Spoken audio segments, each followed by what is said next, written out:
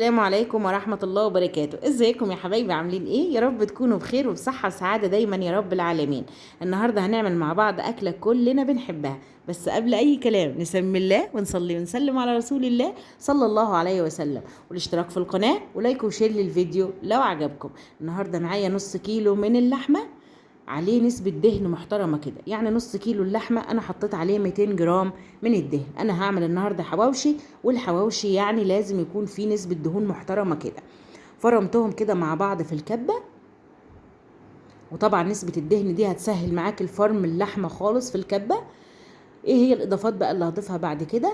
عندي 3 بصلات كبار كده، وقرنين فلفل رومي على قرن فلفل حار، فرمتهم برضو فرم ناعم، على حباية من الطماطم شلت القلب بتاعها من جوه والبذر، وخدت الجلد اللي من بره. فرمتهم برضو كلهم كده وضفتهم على اللحمة. هاجي بقى لمرحلة اضافة البهارات. ضفت ايه بهارات؟ عندي كمان كانت عندي كزبرة ناشفة، حطيت معلقة صغيرة، عندي فلفل اسود، عندي بهارات لحمة، عندي بهارات حواوشي، عندي السبع بهارات، عندي كمان توم باودر. وضفت كل الحاجات دي كده كلها.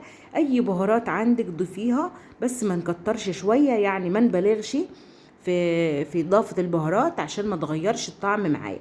يعني الحاجات الاضافه المعقوله كده هون، من كل حاجه عندك انت حابه تضيفيها ضيفيها. في الاخر خالص كده ضفت معلقه من التوم البودر وحبه ملح صغيرين، ظبطت الحياء بتاعهم كده، وضفت عليهم كمان شويه من السبع بهارات. كده هبدا اعجنهم في بعضهم كلهم كده واعشقهم كويس في بعض. اللي معايا لغاية دلوقتي في الفيديو وما نحطش اللايك ينزل يحط اللايك، ويلا نيجي نكمل مع بعض تاني.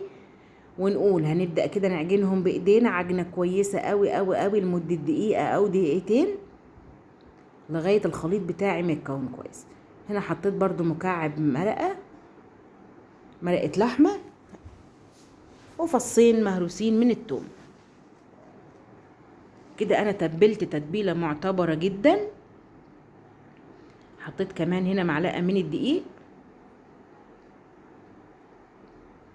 وعجنتهم كلهم كده مع بعضيهم عجنة كويسة.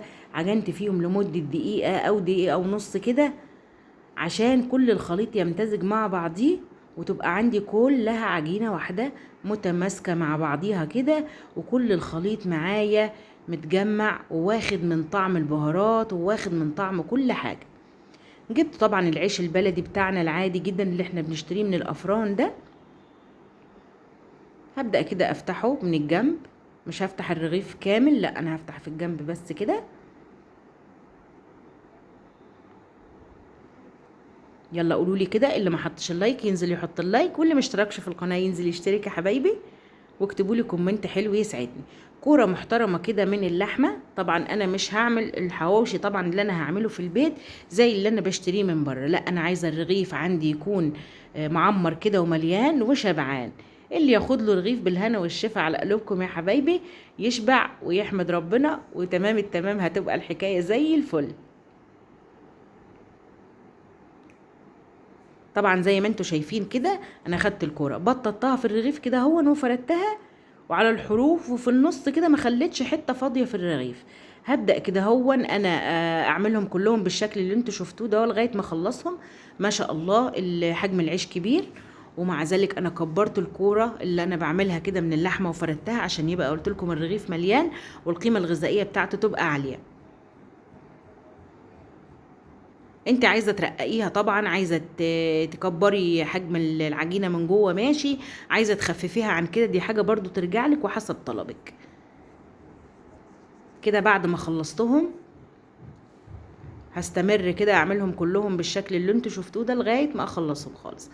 طبعا ما ننساش يا جماعه ايه الحواوشي، ايه البهارات، اظبط البهارات بتاعتي، وكمان نسبة الدهن تكون نسبة كويسة، لأن الحواوشي طبعا إيه لازم تكون في نسبة دهن كويسة. هتعرفوا الحكاية دي لما هنسويه مع بعض دلوقتي، وهعرفكم فايدة الدهون اللي هتكون فيه إيه.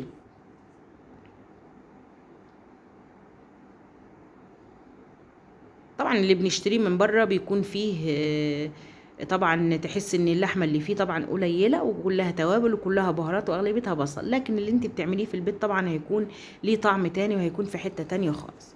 شايفين كده؟ بسم الله ما شاء الله، يعني وزن الرغيف وانا شايلاه على ايديا. هبدأ كده ارصهم على صاجة من اللي هي صاجة الفرن، وهجيب فرشة كده بالسمنة او بالزيت، ويفضل السمنة عشان العيش ما يقرمش معايا جامد وينشف. دهنة كده خفيفة من السمنة، مش هدهن كتير لان انا عندي نسبة دهن طبعا، والحواوشي اول ما يستوي هتبدأ الدهون دي تسوي الحواوشي وتسوي الرغيف من الناحيتين. فانا كده بدهن دهنة خفيفة خالص، وهنشوف دلوقتي نسبة الدهون اللي هتنزل واحنا بنسويه.